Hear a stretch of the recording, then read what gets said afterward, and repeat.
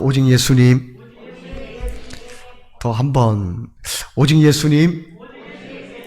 네, 오늘 말씀 가운데 예수님이 나타나셔서 그 예수님을 하나님의 성령께서 알게 하시고 깨닫게 해주시어서 참된 은혜와 사랑, 긍휼, 기쁨, 자유를 맛보는 우리 복된 시간 되시기를 주님의 이름으로 축원드립니다.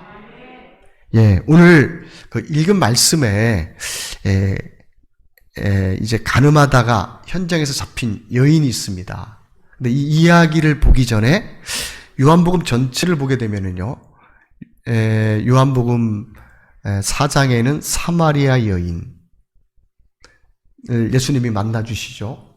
5장에는 38년 된 병자 이야기, 또 8장에는 오늘 읽은 가늠한 여인의 이야기, 또 9장에는요 날 때부터 소경된 자의 이야기가 나옵니다. 로마서는요 딱 그 교리서처럼 자 우리가 어떻게 구원을 받느냐 믿음으로니라 하면서요 딱 논리적으로 설명을 쫙 우리에게 말씀해 줍니다. 그런데 그렇게 구원받은 사람들이 어떻게 구원을 받는가? 요한복음에 나오는 사람들을 통해서 우리에게 말씀해 주세요. 사마리아의 여인이 어떻게 구원을 받았는가?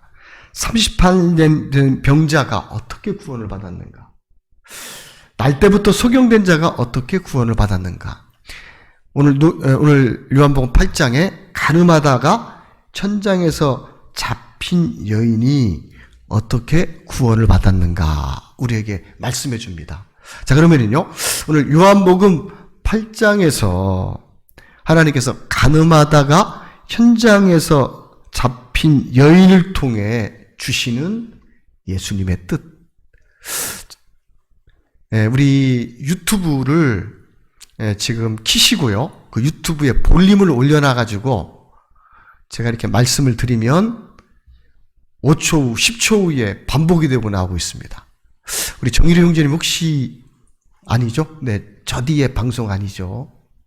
예, 아닌 것 같습니다. 어디서 이렇게 자꾸 방송 소리가 나는데, 아닌 것 같은데요. 좀 점검해 왔으면 좋겠습니다.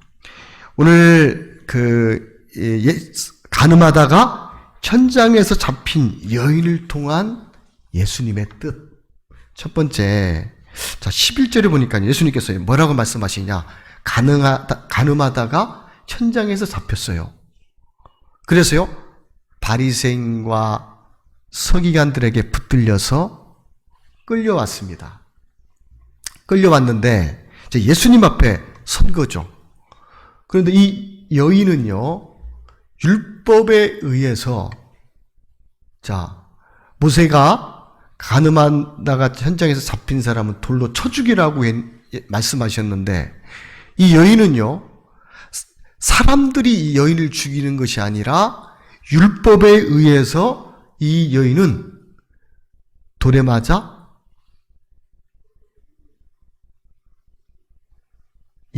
죽을 수밖에 없다는 것이지요.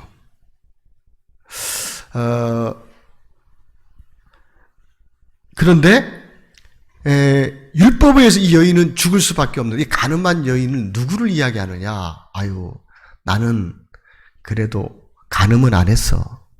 가늠한 사람은 내가 이 여인처럼 내가 율법에 의해서 나는 정죄받고 사형에 해당하는 자구나. 죽어서 지옥에 갈 수밖에 없구나. 이게 마음이 오지만 나는 가늠 안 했는데 그런 사람은요, 이 여인은 여인보다 나는 난 사람이라고 생각할 수가 있습니다.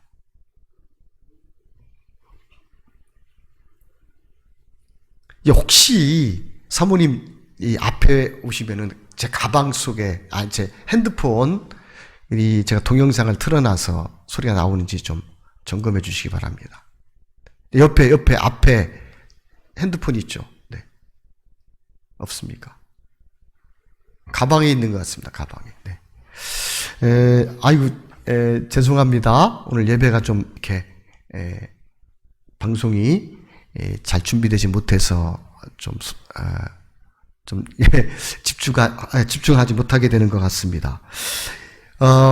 가늠하다 현장에서 잡힌 여인이 누구를 가리키냐? 우리를 가리킨다는 거죠. 마음의 위치가 나는 가늠 안 했어. 나는 살인 안 했어. 이런 사람이 있을지 모르는데 예수님께서 산상수훈에 미워하는 자마다 이미 가늠한 자, 이미 살인한 자입니다. 음욕을 품는 자마다 이미 가늠한 자라고 예수님께서 말씀해 주셨어요. 자, 오늘 가늠하다 현장에서 잡힌 여인이 누구냐? 바로 우리를 가리키는 거예요. 우리 마음도 동일하게 내가 죄인이구나. 내가 죄로 말미암아 율법에 의해서 정죄받고 또 나는 사형에 해당하는구나. 이 위치까지 와야 돼요. 그런데 예수님께서 뭐라고 말씀하시느냐? 사람들을 돌로 쳐 죽이러 온 사람들을 죄 없는 자가 돌로 치라라고 말씀하시니까요. 사람들이 다 도망가 버립니다. 부끄러워서. 근데 예수님과 그 여인만 남았잖아요. 근데 예수님께서 뭐라고 말씀하시냐? 나도 너를 정죄하지 아니하노니. 예수님께서 이렇게 말씀하세요. 이 말씀은 무슨 말이냐면요.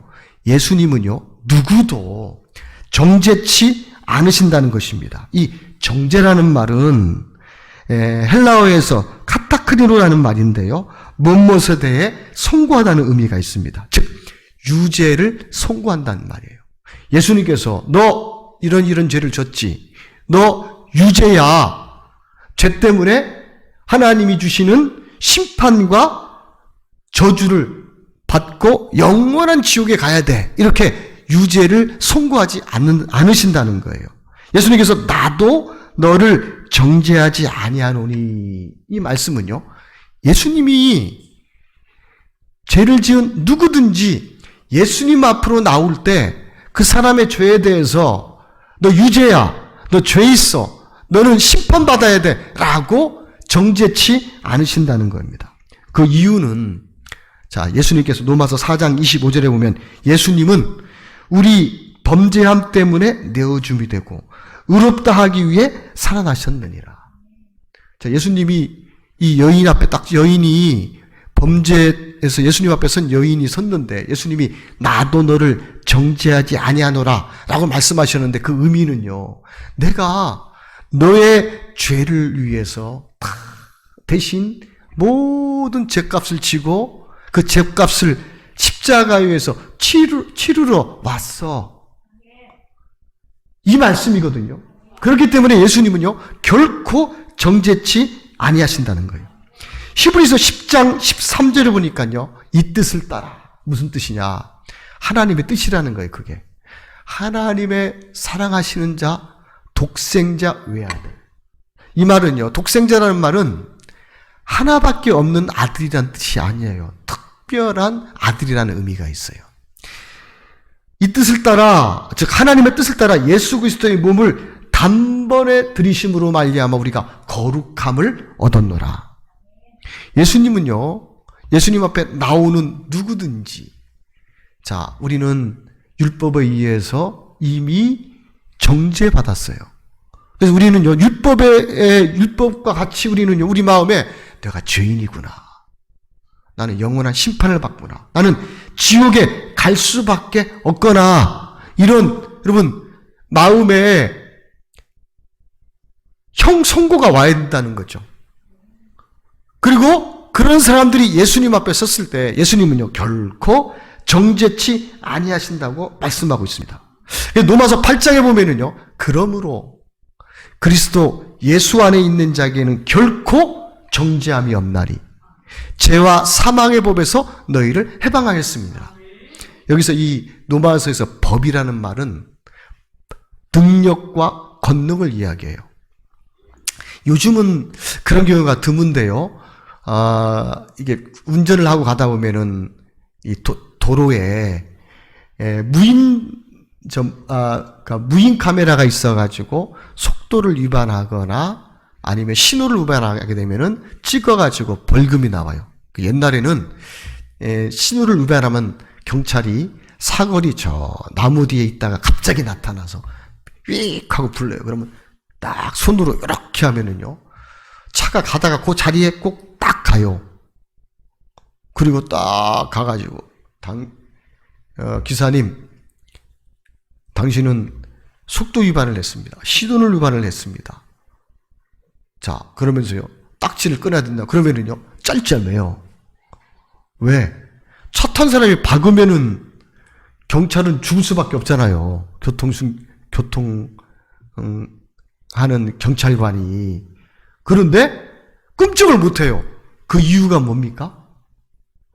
경찰에게는 권능이 있다는 거예요. 힘이 있다는 거죠. 그래서 신호를 딱 우변을 가는데 손가락으로 꼭 가르치는 위치에 딱 서요. 조금 더 하거나 좀 밑에 가더라도. 그리고 서라면 서야 돼. 호루라기 하나 불고 그냥 경찰복을 입었는데 경찰에게 순종한다는 거예요. 그 이유는요, 경찰에게 권능이 있고 그만한 힘이 있다는 거죠. 그 말에 순종되지 않을 때 그거보다 더 큰 대가를 치러야 된다는 거예요. 자, 여기서 죄와 사망의 법이 뭐냐? 법이라는 말은요, 권능이라는 말입니다. 능력이라는 말이에요. 여러분, 우리가 저는 죄의 법 아래에 있었어요. 내가 원하지 않아도요, 죄의 법이 나를 끌고 가면 끌려갈 수밖에 없는 거예요. 이리 끌면 이리 가고 저리 끌면 저리 갈 수밖에 없는 거예요.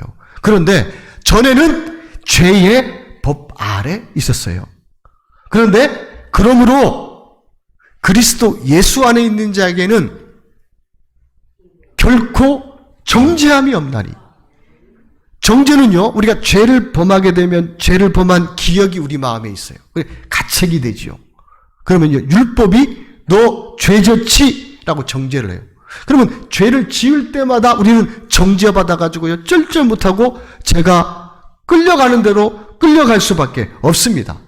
그런데요, 그리스도 예수 안에 있는 자는 결코 정죄함이 없나니 죄와 사망의 법에서 너희를 해방하였습니다. 무슨 법이요? 생명의 성령의 법이. 생명의 법이 뭡니까? 살리는 법이에요.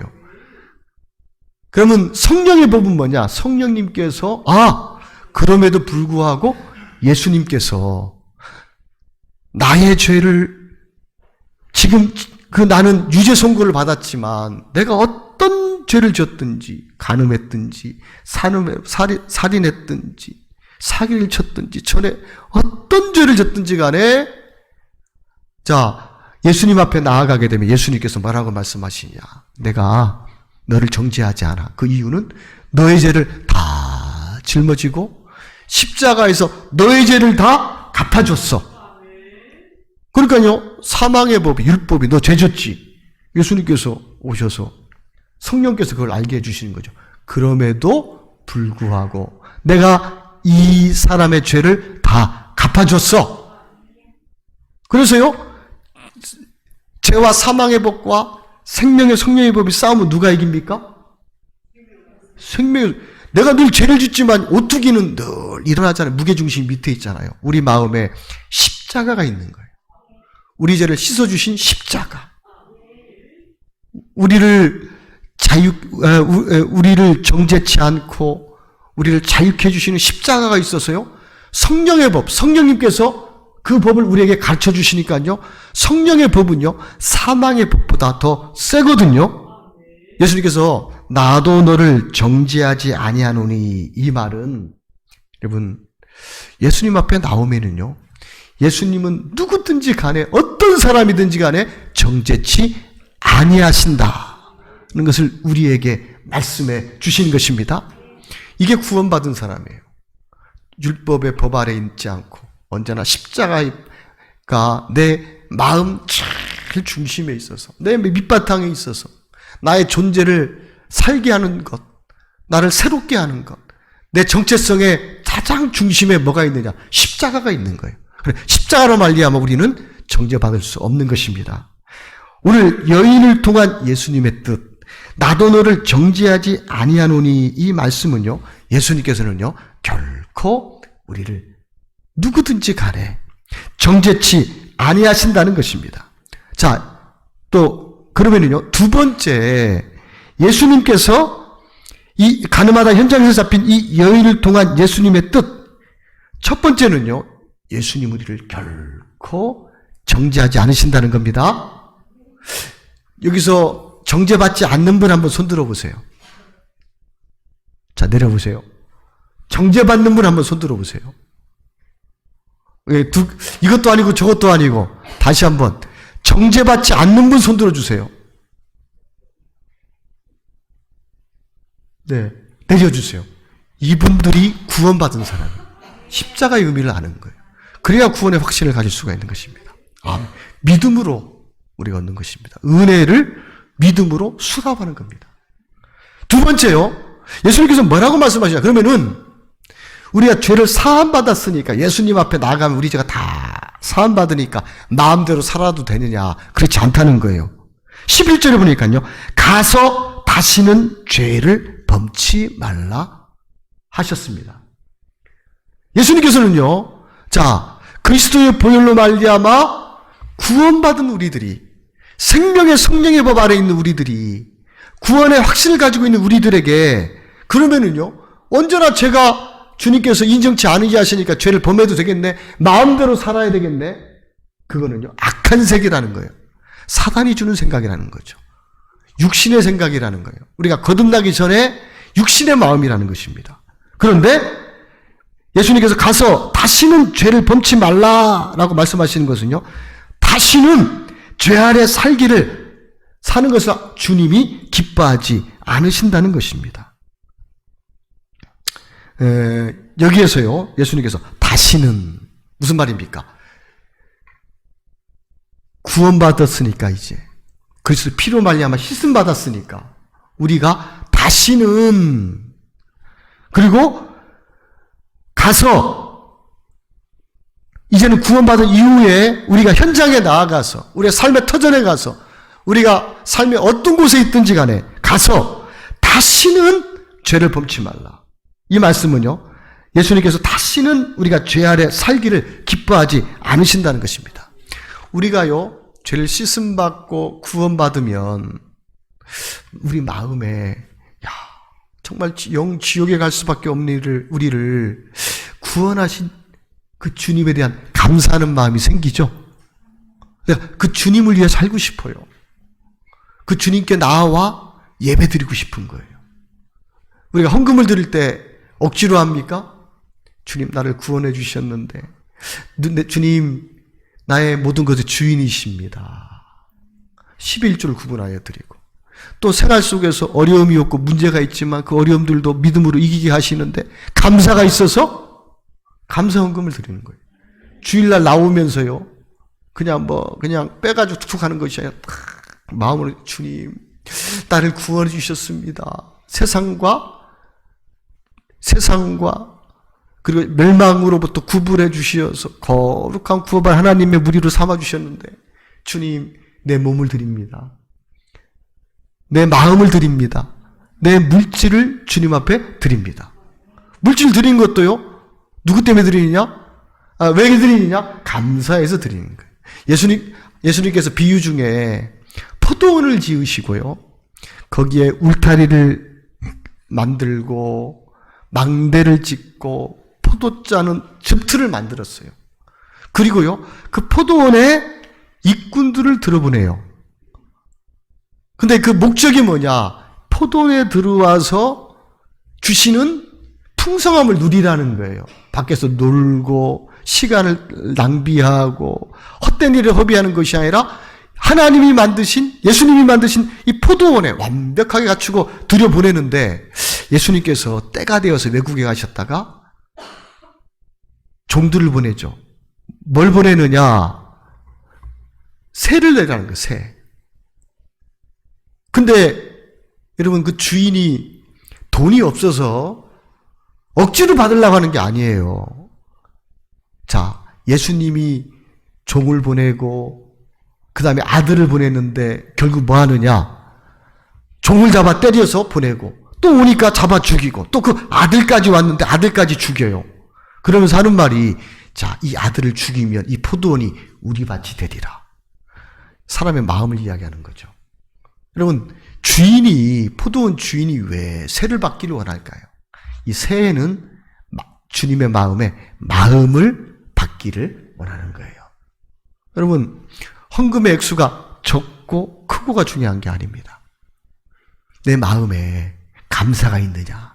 하나님께서는요, 감사를 받기를 원하시는 거예요. 우리 하나님 앞에 나올 때, 물질을 드릴 때, 주님, 나를 구원해 주셔서 감사드립니다. 그래서요, 우리의 물질을 구별해서 드리는데 거기에 우리의 마음이 담겨 있는 거예요. 하나님보다 물질이 먼저면은요, 드리는 게 아까운 거예요. 이거 손해보는 것 같은. 근데 내가 이것도 드리지만 주님 더 드리고 싶어요. 감사한 마음이 있으면.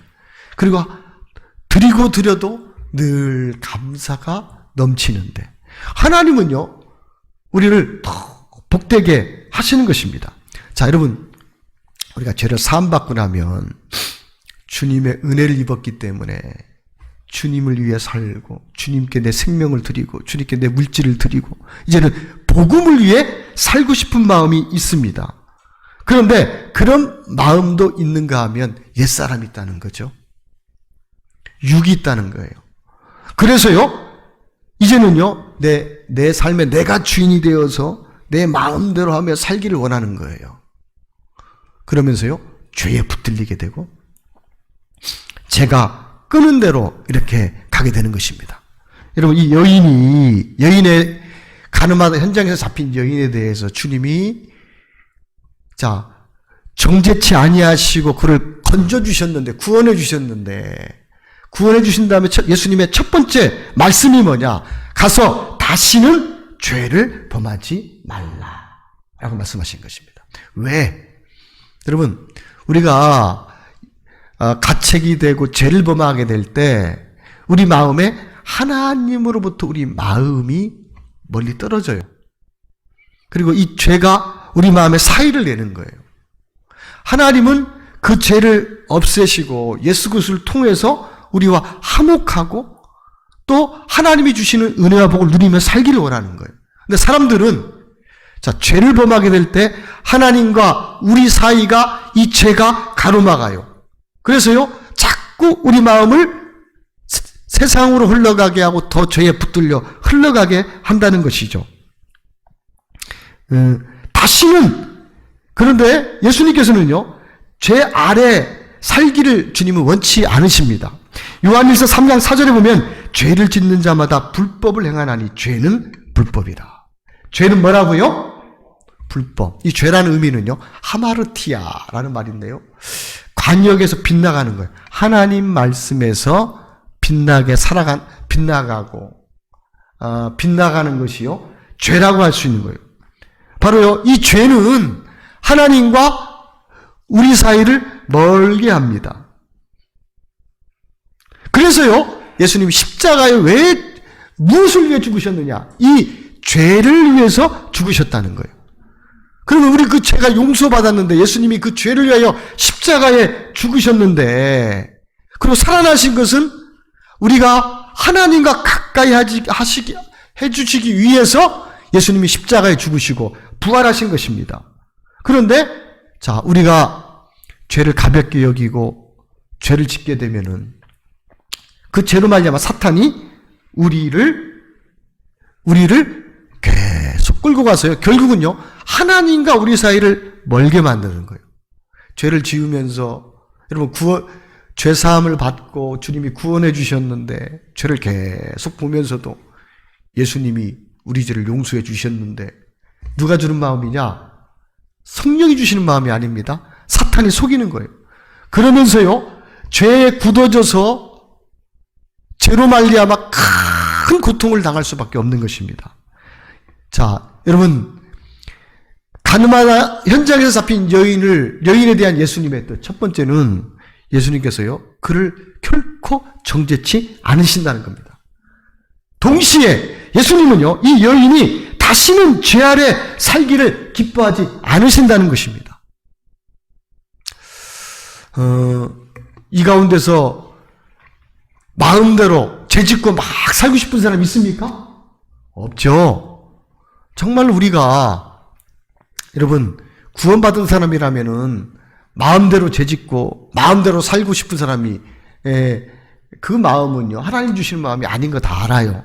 하나님 뜻대로 살고 싶고 거룩하게 살고 싶고 또 주님의 인도하심을 따라 살고 싶으실 겁니다. 근데 우리가 연약하고 나약하고 부족하다 보니까 넘어지게 되고 범죄하게 되고 또 그 죄가 깨우쳐졌을 때 예수님 앞에 그 죄를 들고 예수님 앞에 아뢰는데 예수님께서 그 죄 내가 다 십자가에서 갚았어.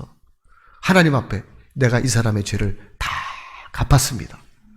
그 하나님과 예수님 때문에 다시 화목한 관계로 담대히 우리가 하나님 앞에 나갈 수가 있게 되는 것입니다. 그런데 여러분, 우리가 죄를 짓기 싫다고 해서 죄를 안 지을 수 있는 게 아닙니다. 오늘 이 여인에 대한 예수님의 뜻, 세 번째, 예수님께서 뭐라고 말씀하시냐? 죄를 이기는 방법에 대해서 12절 예수께서 또 일러 가라사대 나는 세상의 빛이니 나를 따르는 자는 어둠에 다니지 않냐고 생명의 빛을 얻으리라. 여기서요, 예수님을 따르는 자는 어둠에 다니지 아니한다고 말씀하셨는데 이 말씀은요, 죄를 이기며 예수님께서 구원의 삶을 살게 해주신다는 겁니다. 여기서요, 예수님께서 나를 따르는 자는 이렇게 말씀하셨는데, 따른다는 건 뭐냐? 예수님과 함께 한다는 거예요. 그리고 예수님과 마음에 예수님을 주인으로 모시고 예수님의 인도함을 받고 보호와 인도를 받는다는 거예요. 바로 이게 예수님을 따르는 자인 것입니다. 예수님을 따르는 자는요, 어둠에 다니지 아니한다고 말씀하셨고, 이 말씀은요, 죄를 이기며 우리가 구원의 삶을 살 수 있게 된다는 것입니다. 여러분, 죄를 어떻게 하면 안 지을 수 있을까요? 내가 각오하고 결단한다고 해서 죄를 안 지을 수 있을까요? 여러분, 죄를 이길 사람이 아무도 없어요. 우리 마음에 사람을 미워하는 마음이 왔어요. 혹시 어떤 사람이 내 비위에 거스리고 내 마음에 안 들어. 근데 한 번, 두 번 겪다 보니까 내 마음에 미워하는 마음이 딱 자리를 잡아요. 그리고 미워하는 마음이 딱 자리 잡으면 돼요. 사단이 계속해서 우리 마음이 완전히 강팍한 마음을 주는 거예요. 미워하는 마음으로. 미워하는 마음으로 딱 자리 잡으면 어떻게 되느냐? 그러면은 이제는요, 회복하기가 어려운 거예요. 그런데 여러분, 이 죄를 우리가 이길 수가 있느냐? 제가 약하게 우리 마음을 움직일 때는요, 죄 이길 수 있을 것 같아요. 뭐 그 정도야. 그런데 제가 강하게 붙들고 이끌 때는 어떻게 되느냐? 죄를 이길 사람이 없는 거예요. 가룟 유다에게도 예수님의 제자인데 예수님께 처음에는요, 예수님을 팔려는 생각을 안 했을 겁니다. 그런데 지나면서 사탄이 한 번, 두 번 넣어주고, 두 번 넣어주고, 세 번 넣어주고, 다섯 번 넣어주고, 10번 넣어주는데, 그럼 예수님을 팔 수도 있겠네. 자, 그런 마음이 딱 들어다 보니까, 그 마음이 딱 살이 잡다 보니까 어떻게 됩니까? 예수님을 팔려는 기회만 엿보고 있는 거예요. 그럼 우리가 스스로 죄를 이길 사람은 아무도 없는 거예요. 그럼 여러분, 이걸 알아야 돼요. 죄를 짓게 하는 자가 누구냐? 우리는 내가 의지나 결심이 부족해서 죄를 짓는다고 생각해요. 근데 요한일서 3장 8절에 보면은 죄를 짓는 자는 마귀에게 속하나니 마귀는 처음부터 범죄함이니라. 하나님의 아들이 나타나는 것은 마귀의 일을 멸하려 하심이니라. 마귀의 일이 뭐죠?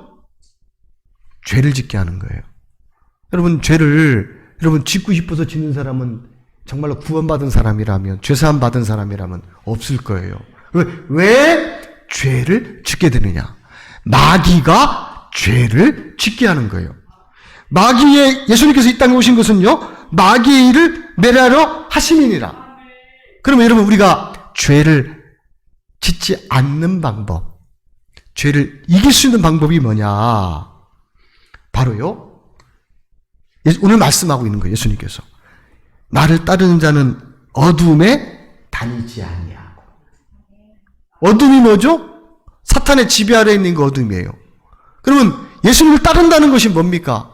우리 마음에 우리가 정말로 죄를 사함받았으면 예수님이 내 십자가가 예수님께서 내 생명의 주인이시죠.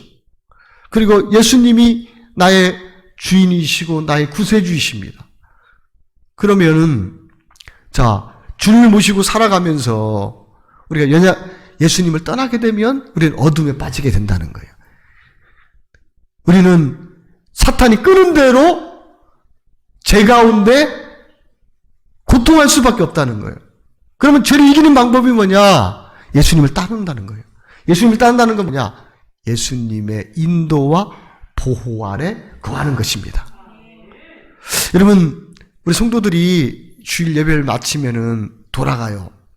돌아가셔서 가정에도 계시고 직장에도 출근하고 또 사회생활도 해요. 하다 보면은 우리가 연약해서 또 넘어지죠. 죄를 범하게 되고 또 육신적이 될 때가 있습니다. 많이 있죠. 근데 그때에 자, 주일날 하나님 앞에 나와 예배 드리는 거예요. 예배 드리면서 하나님의 말씀을 들으면서 그 말씀이 우리 마음을 새롭게 하는 거예요. 우리 마음이 은혜 아래로 들어오도록 이끌어 주시는 것입니다. 그런데 자, 그러면서요, 여러분, 예배만 필요한 것이 아니라 구원받은 진정한 거듭난 교회는 복음이 선명해야 될 뿐만 아니라 교류가 있어야 되는 거예요. 우리가 살아가면서 구역이 모일 때 또 우리가 뭐 주일날 모여서 식사도 하고 또 가서 커피도 마시고 교제도 하고 할 때 그냥 뭐 세상의 일, 또 시간 보내려고 하는 게 아닙니다. 그냥 스트레스 해소하려고 하는 게 아니에요. 바로 예수 믿는 사람들은 마음에 성령 안에서 교류가 있어야 되는 거예요. 일주일 동안 우리가 살아갔던 모습, 일주일 동안 살면서 누구와 관계가 소원해졌는데 마음이 괴로워요. 근데 속상하고 힘든데 어떻게 해야 되죠? 마음을 드러내는 거예요. 빛 가운데 드러내는 거예요. 근데 내 마음에 숨기고 있으면요, 그대로 이게 나도 모르게 점점 자라가요. 근데요, 그리스도 안의 교제는요, 구역이 모일 때, 또 성도들이 나와서 예배 마친 다음에 교류할 때 마음의 교류를 나눈다. 나는 부족합니다. 내 마음에 음란한 마음이 있습니다. 내 마음에 누굴 미워하는 마음이 있습니다. 나는 세상을 사랑하는 마음이 있습니다. 나는 부족합니다. 그런 마음을 막 드러내고 교제하는 가운데 자, 흐르다 보면은요, 그리고 또 주님이 나와 함께 하신 삶의 간증을 하는 거예요. 주님이 나와 일주일 동안 이런 일을 함께 하셨습니다. 이런 일을 도와주셨습니다. 그러면서요, 우리 마음이 주님의 은혜로 세워지게 되는 거예요. 교류가 필요한 거예요. 여러분, 주님의 인도함을 받는다는 것은 마음에 계신 것만 믿는 것이 아니라 교회의 말씀이 흘러 들어가야 돼요. 여러분, 말씀을 들을 때 어떤 사람은 선입견을 가지고 또 이미 내 마음에서 마음의 문을 닫고 들을 수도 있어요. 어떤 사람은 정말로 주님의 은혜를 잊고자 하는 사람은 말씀이 흘러가는 대로 그대로 하나님 말씀으로 들어요. 그 말씀이 그 마음에 자리 잡게 돼요. 또요, 성도 간의 교제가 필요하다는 거예요. 서로 마음이 흘려야 된다는 거죠. 이번 주 살아갔는데 어떤 형제님과 이렇게 교제를 나누는데 있던 일에 대해서 이야기를 하더라고요. 교류를 하니까 그 문제에 대해서 어떻게 할까요? 이렇게 할까요? 근데 혼자 있을 때는 이렇게 하고 저렇게 하고 보니까 반대로 가.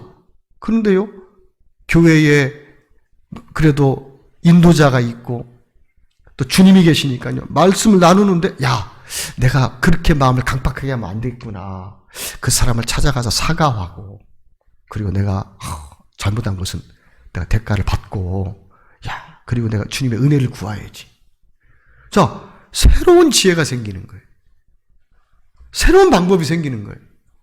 그러면서요, 자, 우리가요, 말씀이 흘러가고, 그리고 성도들 간의 영적인 교통이 되면서요, 우리가 주님의 인도를 받는 거예요. 때로는요, 교회에서 그렇게 살면 안 됩니다.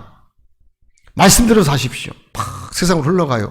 마음을 지적해주고, 마음을 꺾어주고, 그리고 그 마음이 은혜 아래 오도록 마음을 뒤엎어주는 거예요.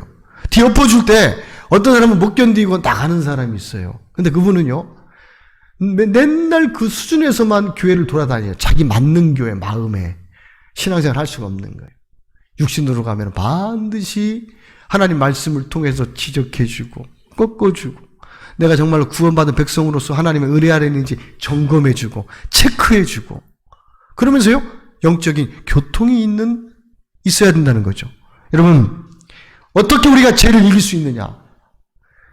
그 죄를 짓게 하는 것은 내가 아니라 사단인데 사단은 죄를 짓게 하는 자라는 것이죠. 그 사단을 이길 자가 없다는 거예요. 근데 예수님께서 나를 따르는 자는 어둠에 다니지 아니한다고 말씀하셨어요. 예수님을 마음의 주인으로 모시고 예수님의 인도를 받고 교회에서 흘러오는 말씀을 마음에 받고 또 서로 상하 좌우 말씀이 막 흘러서요. 우리 마음이 은혜로 골고루 할 때 이 세상이나 사탄에게서 보호와 인도를 받으면서요. 날마다 주님 안에 하나님이 주시는 은혜와 복을 누리게 되는 것입니다. 여러분 세상에 주는 복은요. 지금 잠시 내가 원하니까 평안을 줄지 몰라요. 아니 몸이 편할지는 몰라요. 세월이 가면 그것이 고통이 되고 문제가 돼요. 반드시. 그것 때문에 큰 고통을 당하게 되어 있습니다. 그런데요. 주님이 주시는 평안은 어떠느냐. 세월이 가서 보니까 그때는 힘들고 어렵고 나를 꺾는 것이었는데 세월이 지나가니까 내게 평안이 되고 가정에 평안이 되고 여러분 하나님이 주시는 평안과 위로 복은요. 세상이 주는 것과 틀린 거예요. 그래 예수님 안에 인도함을 받을 때 주님이 이렇게 우리에게 풍성한 은혜를 주시는 것입니다. 자, 오늘 말씀을 정리하겠습니다. 가늠하다 현장에서 잡힌 여인 우리라고 그랬습니다. 더 낫다고 생각하는 사람은 구원받은 사람이 아니에요. 나도 이 여인처럼 정죄받고 지옥에 갔고 멸망할 존재라는 것이 와야 되는 것이죠. 가늠하다 현장에서 잡힌 여인에 대한 예수님의 뜻 첫 번째, 나도 너를 정죄하지 않으니. 예수님은 우리를 정죄하지 않으십니다. 두 번째, 가서 다시는 죄를 범치 말라고 말씀하십니다. 다시는 우리가 죄 아래 살기를 주님이 원하시지 않는다는 거예요. 주님이 기뻐하시지 않는다는 것입니다. 세 번째, 죄를 안 지으려면 어떻게 하느냐? 내가 의지의 결심과 노력으로 죄를 안 짓는 게 아닙니다. 죄를 이길 수 있는 방법, 주님의 인도와 보호를 받을 때 죄를 이기고 사탄을 대적하고 믿음 위에 굳건히 서서 날마다 주시는 은혜와 복, 영적인 복과 또 이 땅에 주시는 풍성한 복들 주님께서 우리에게 내려주시는 것입니다.